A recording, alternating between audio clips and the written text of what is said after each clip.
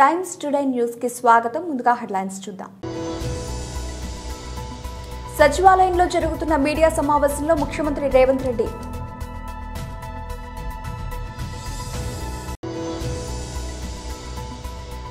Station Ghanpur ఎమ్మెల్యేపై Palla fight.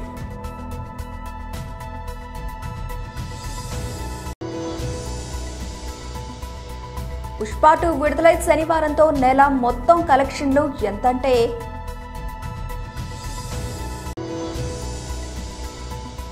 రెక్కలు కూడా కనిపించినంత వేగం, వేలడంత పక్షి వైరల్ వీడియో.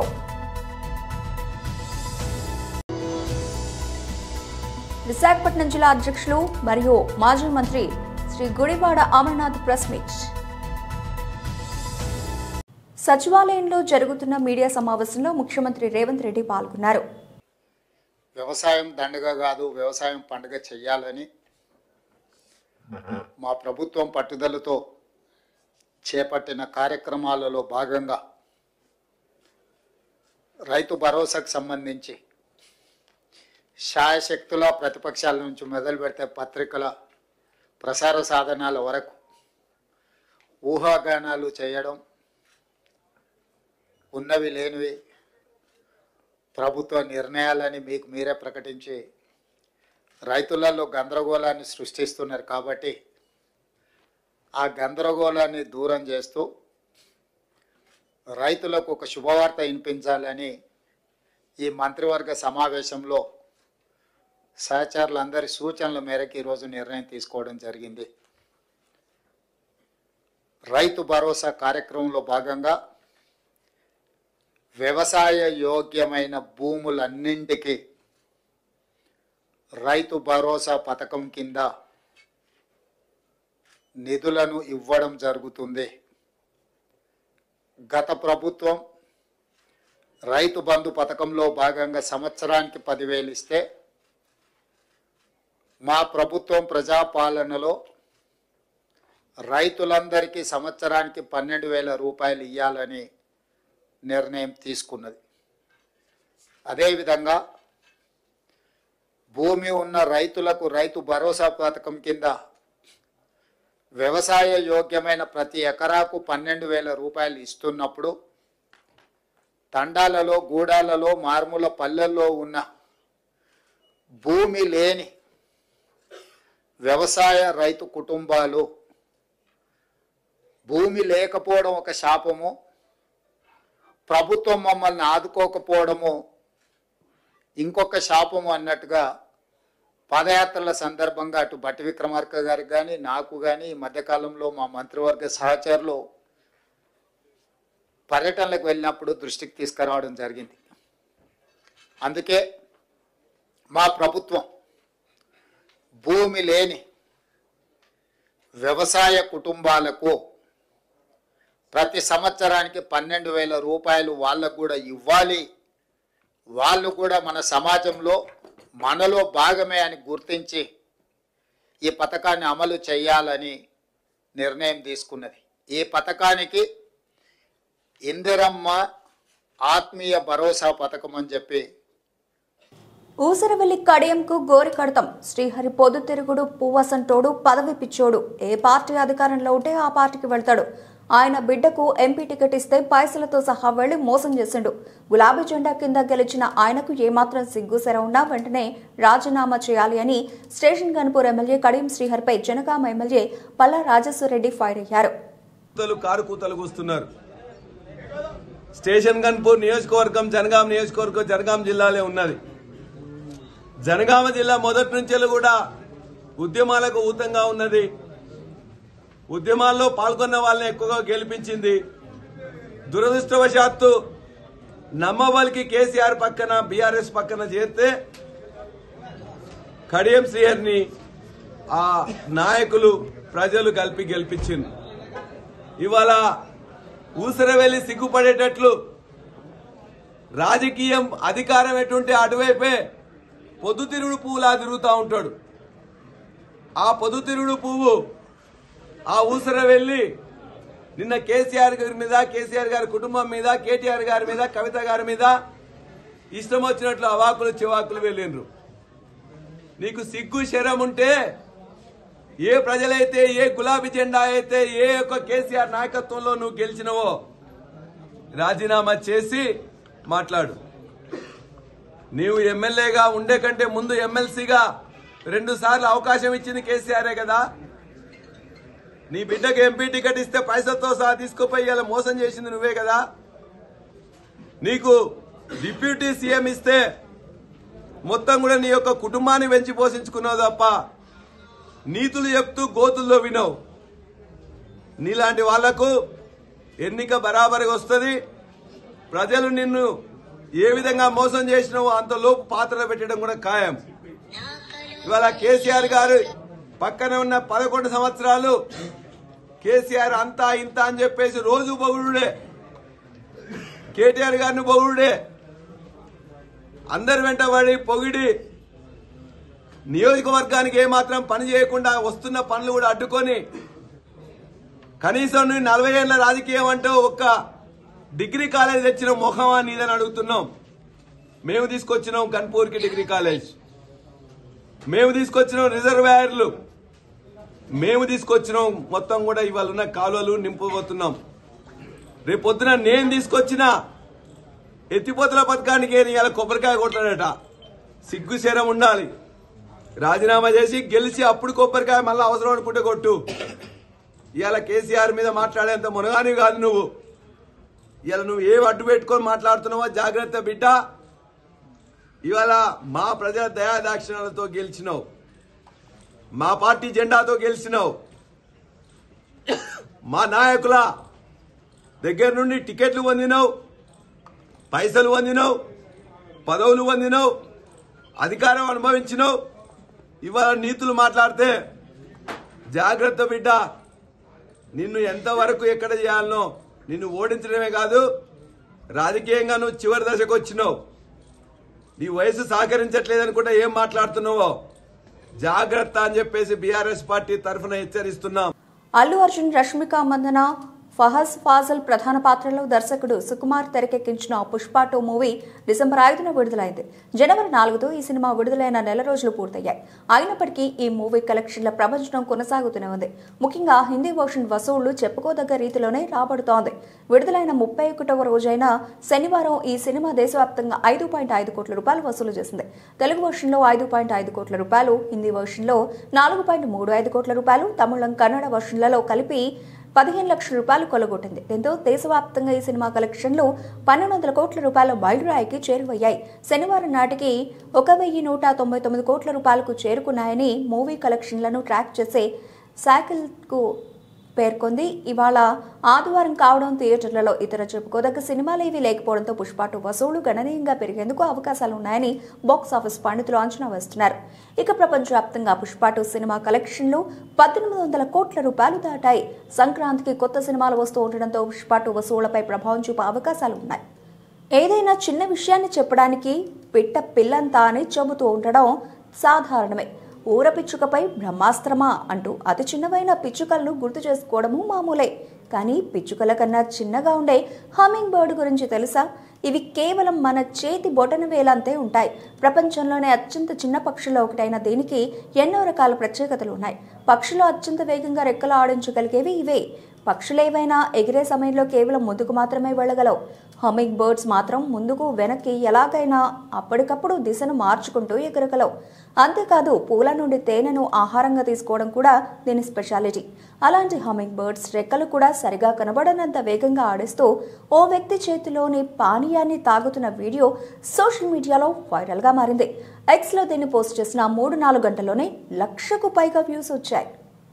విశాఖపట్నం జిల్లా అధ్యక్షులు మరియు మాజీ మంత్రి గుడివాడ అమర్నాథ్ ప్రెస్ మీట్ నిర్వహించారు.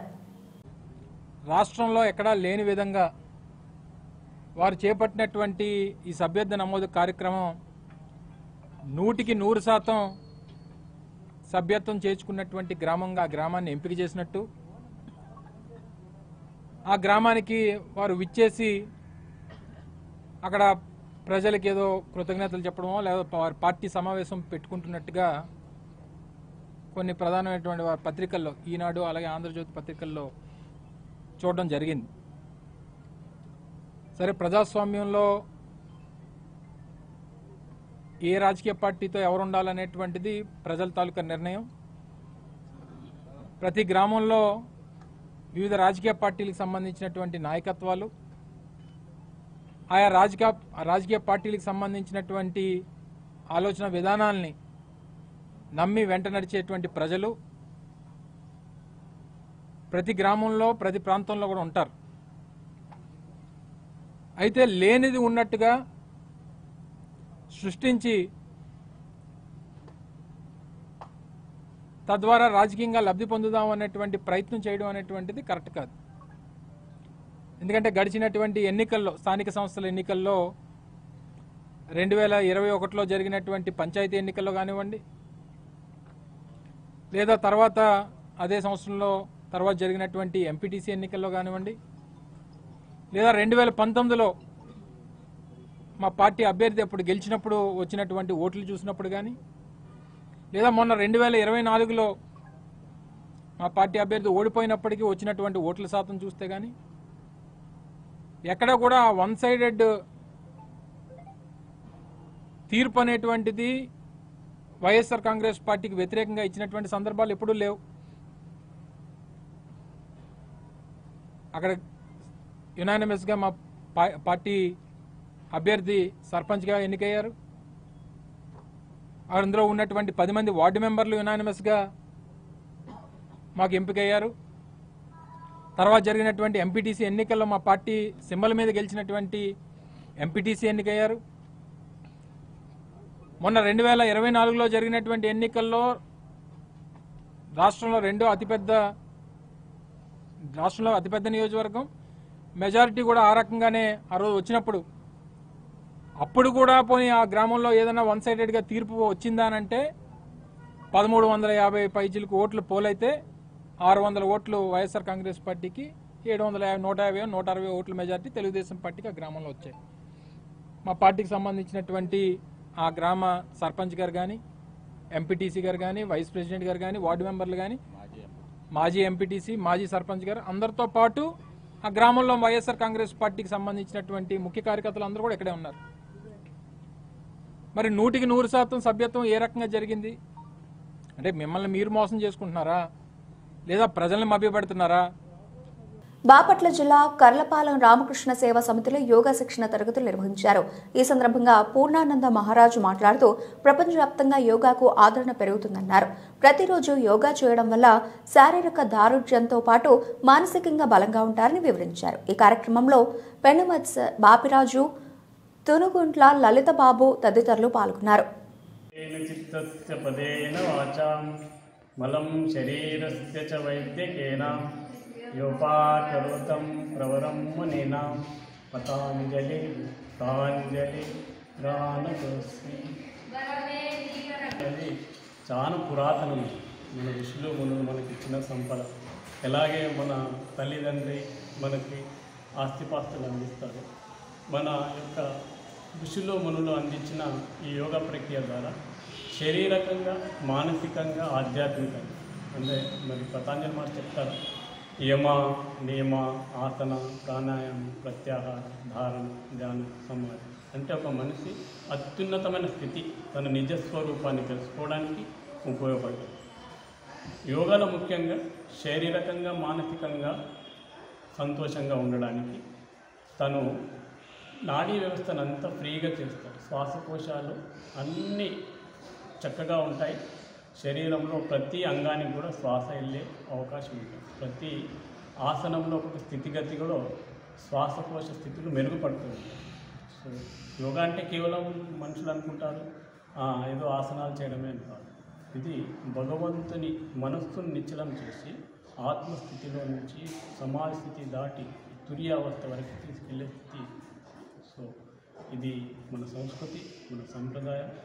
చక్కగా ఈ యోగాసనాలు, దాని యొక్క ప్రాణాయామం చక్కగా అనుష్ఠించి సమాధి స్థితి వరకు వెళ్ళే ఈ యోగాని అందరం నేర్చుకుందాం, ఇతరులకు రాబోయే వాళ్ళకి నేర్పిద్దాం.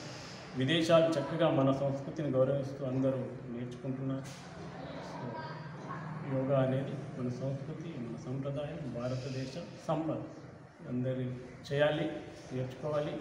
ఆనందంగా జీవితాన్ని గడపడానికి యోగా అందరికీ ఉపయోగపడుతుంది. ఇటు శారీరకంగా, మానసికంగా, ఆధ్యాత్మికంగా వరకు కూడా అందరికీ ఉపయోగం. తప్పకుండా యోగా చేయండి, ఆరోగ్యంగా జీవించండి.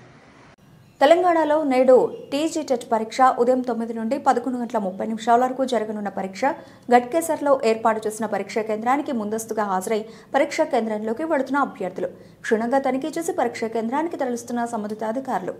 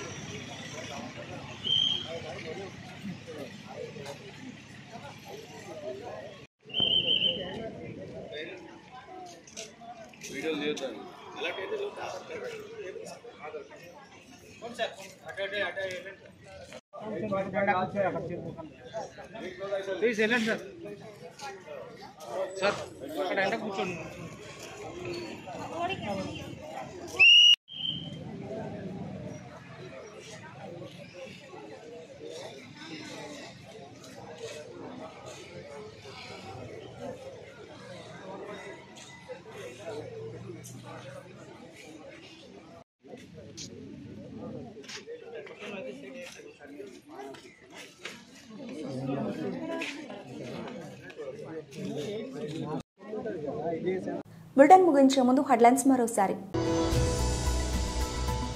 సచివాలయంలో జరుగుతున్న మీడియా సమావేశంలో ముఖ్యమంత్రి రేవంత్ రెడ్డి.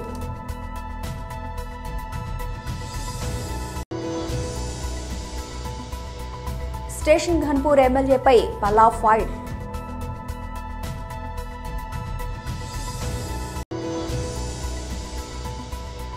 పుష్ప 2 విడుదలై శనివారంతో నెల మొత్తం కలెక్షన్లు ఎంతంటే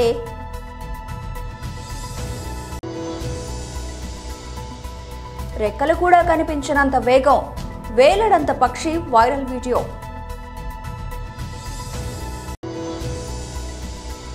విశాఖపట్నం జిల్లా అధ్యక్షులు మరియు మాజీ మంత్రి శ్రీ గుడివాడ అమర్నాథ్ ప్రెస్ మీట్. ఇవి ఇప్పటివరకు నా బులెటిన్ అప్డేట్స్. మరిన్ని అప్డేట్స్తో మళ్ళీ కలుద్దాం. అంతవరకు సెలవు. నమస్తే.